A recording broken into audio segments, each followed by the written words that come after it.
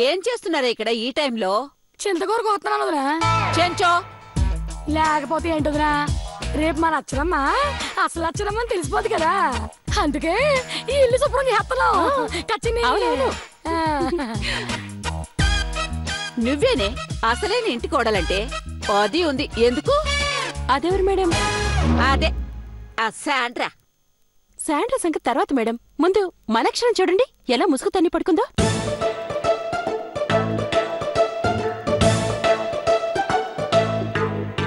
పాపం బిడ్డ అలసిపోయి ఉందే. చూడండి, ఇప్పుడు దాన్ని లేపుతాను కదా. ఎందుకు వదినా ఇప్పుడు నిద్ర లేపడం, పడుకొని. అవునవును, ఆయన ఇప్పుడెందుకు తన్ని నిద్ర లేపడం? మీకు తెలియదు కదూ, మీరు ఇల్లెలా శుభ్రం చేస్తున్నారు. రేపు నా కోడలు అసలు కోడలని తెలుస్తుంది కదా, అందుకే ఇప్పుడు పిండి వంటలు చేస్తున్నాను. పిండి వంటలు చేస్తున్నావా?